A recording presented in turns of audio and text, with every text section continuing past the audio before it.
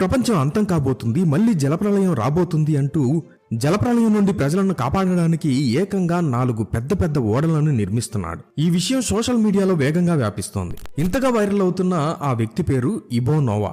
ఒక వ్యక్తి తనను తాను దేవుని ప్రవక్తగా ప్రకటించుకొని ప్రపంచాన్ని భ్రమపరుస్తున్నాడు. అతనేం చెప్తున్నాడంటే, డిసెంబర్ 25, 2025 క్రిస్మస్ రోజున ఈ ప్రపంచం అంతా ఒక భయంకరమైన జలప్రళయంలో మునిగిపోతుందంటున్నాడు. అసలు ఎవరు ఈ ఇబో నోవా? నిజంగానే దేవుడు ఇతనితో మాట్లాడా? అతను కడుతున్న ఆ ఓడలు ఏంటి అనే విషయాన్ని తెలుసుకుందాం. ఇబో నోవా ఆఫ్రికాలోని ఘానా నివాసి. తనను తాను దేవునిచే ఎన్నుకోబడిన ప్రవక్తగా చెప్పుకుంటున్నాడు. అతని ప్రకారం దేవుడు స్వయంగా అతనికి ప్రత్యక్షమై మానవుల పాపాలు పెరిగిపోయాయని, అందుకే ప్రపంచాన్ని శుద్ధి చేయడానికి మరోసారి జలప్రళయాన్ని పంపబోతున్నానని చెప్పాడంటున్నాడు. నోవాహు కాలంలో లాగే ఈసారి కూడా నమ్మిన వారిని, నీతిమంతులను కాపాడడానికి ఒక ఓడను నిర్మించమని దేవుడు తనకు ఆజ్ఞాపించాడని ఇబో నోవా బలంగా చెప్తున్నాడు. అతను చెప్పిన తేదీ కూడా చాలా స్పెసిఫిక్ గా ఉంది.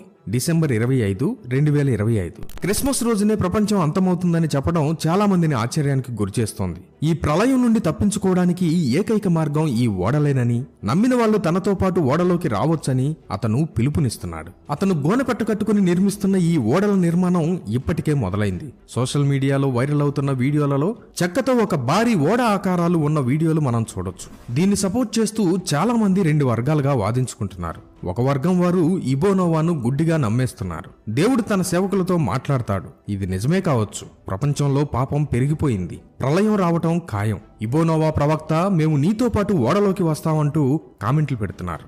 కొంతమంది ఇప్పటికే అతని అనుచరులుగా మారి ఓడ నిర్మాణానికి విరాళాలు కూడా ఇస్తున్నట్లు వార్తలు వస్తున్నాయి.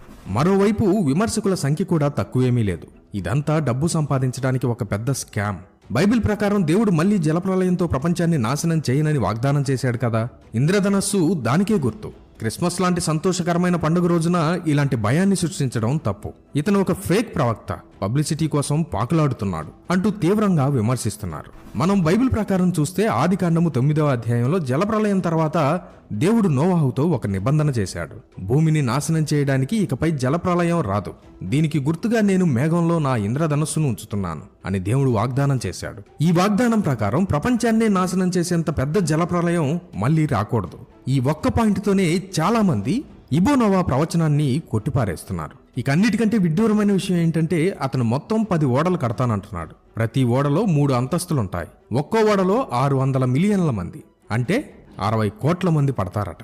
మీరు విన్నది నిజమే, 60 కోట్లు. ఈ మాట వినగానే మనకు అర్థమైపోతుంది ఇది ఎంత పెద్ద జోకో.